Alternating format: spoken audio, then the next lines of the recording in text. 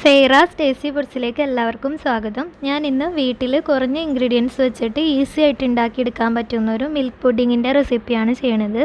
അപ്പോൾ നമുക്ക് വീഡിയോയിലേക്ക് പോകാം.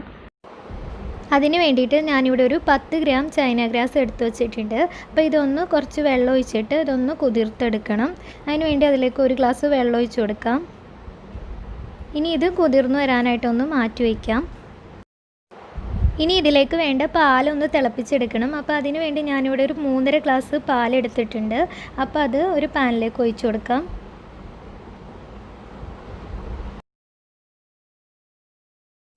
ഇനി ഇതിലേക്ക് മധുരത്തിന് ആവശ്യമുള്ള പഞ്ചസാര ചേർത്ത് കൊടുക്കാം. ഞാനിവിടെ ഒരു 5 ടേബിൾ സ്പൂണോളം പഞ്ചസാര ഇട്ട് കൊടുക്കുന്നുണ്ട്. ഇനി അതിലേക്ക് ഫ്ലേവറിന് വേണ്ടിയിട്ട് 1 ടീസ്പൂണോളം വാനില എസൻസ് കൂടി ചേർത്ത് കൊടുക്കാം.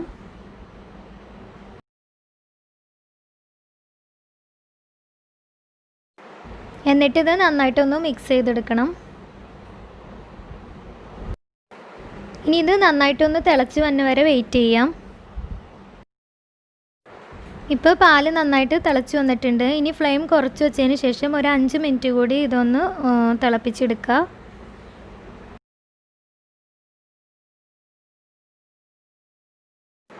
ആ സമയം കൊണ്ട് നമുക്ക് ഇതിലേക്കുള്ള ചൈന ഗ്രാസ് ഒന്ന് റെഡിയാക്കി എടുക്കണം. അപ്പോൾ അതിന് വേണ്ടി ഒരു പാൻ എടുത്തിട്ടുണ്ട്. അപ്പോൾ അതിലേക്ക് നേരത്തെ കുതിർത്ത് വെച്ചിട്ടുള്ള ചൈന ഗ്രാസ് ചേർത്ത് കൊടുക്കാം. ഇനി ഇത് നന്നായിട്ടൊന്ന് മെൽറ്റ് ചെയ്തെടുക്കണം.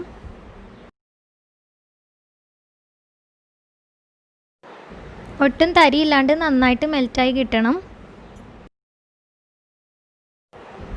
ഇപ്പം നന്നായിട്ട് മെൽറ്റായി വന്നിട്ടുണ്ട്. ഇനി ഗ്യാസ് ഓഫ് ചെയ്തതിന് ശേഷം നേരത്തെ റെഡിയാക്കി വെച്ചിട്ടുള്ള പാലിലേക്ക് ഇത് ഒഴിച്ചു കൊടുക്കാം.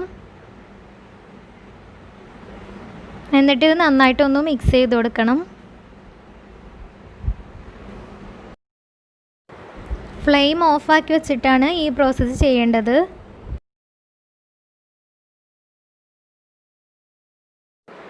ഇപ്പം നന്നായിട്ട് മിക്സായി വന്നിട്ടുണ്ട്. ഇനി ഇതൊരു ബൗളിൽ സെറ്റ് ചെയ്തെടുക്കണം. അപ്പോൾ അതിന് വേണ്ടി ഞാനിവിടെ ഒരു ബൗൾ എടുത്തിട്ടുണ്ട്. ഇനി ഇതിലേക്ക് പാൽ ഒഴിച്ച് കൊടുക്കാം.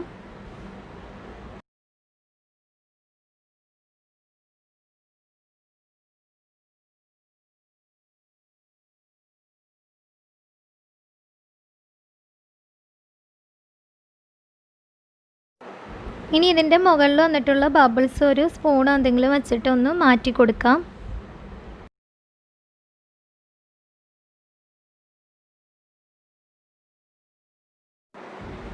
ഇപ്പോൾ ഇതിൻ്റെ മുകളിലുള്ള ബബിൾസൊക്കെ എടുത്ത് മാറ്റിയിട്ടുണ്ട്. ഇനി ഇതിൻ്റെ മുകൾ ഭാഗം ഒന്ന് സെറ്റായി തുടങ്ങുമ്പോൾ അതിലേക്ക് കുറച്ച് കട്ട് ചെയ്ത് വെച്ചിട്ടുള്ള ബദാം ഇട്ട് കൊടുക്കാം.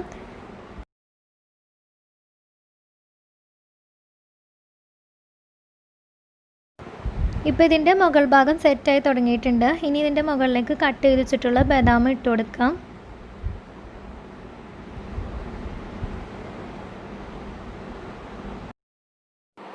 ഇനി ഇത് നന്നായിട്ട് സെറ്റായി കിട്ടിയതിന് ശേഷം ഫ്രീസറിൽ ഒരു 10-15 മിനിറ്റ് വച്ചതിന് ശേഷമാണ് നമ്മളിനി ഇതെടുക്കുന്നത്.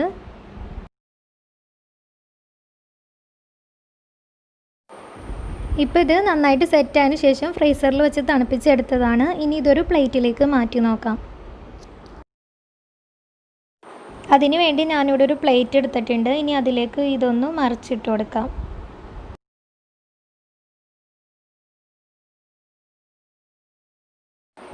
ഇപ്പോൾ നമ്മുടെ മിൽക്ക് പുഡിങ് റെഡി ആയിട്ടുണ്ട്. വളരെ എളുപ്പത്തിൽ വീട്ടിൽ തന്നെയുള്ള ഇൻഗ്രീഡിയൻസ് വെച്ചിട്ട് ഈസി ആയിട്ട് ഉണ്ടാക്കിയെടുക്കാൻ പറ്റുന്ന ഒരു പുഡിങ്ങാണ്. കുട്ടികൾക്കൊക്കെ ഇഷ്ടപ്പെടുന്ന ഒരു പുഡിങ്ങാണ്. അപ്പോൾ എല്ലാവരും ഒന്ന് ട്രൈ ചെയ്ത് നോക്കുക. എൻ്റെ വീഡിയോ ഇഷ്ടമാണെങ്കിൽ ലൈക്ക് ചെയ്യാനും സബ്സ്ക്രൈബ് ചെയ്യാത്തവരാണെങ്കിൽ സബ്സ്ക്രൈബ് ചെയ്യാനും മറക്കരുത്.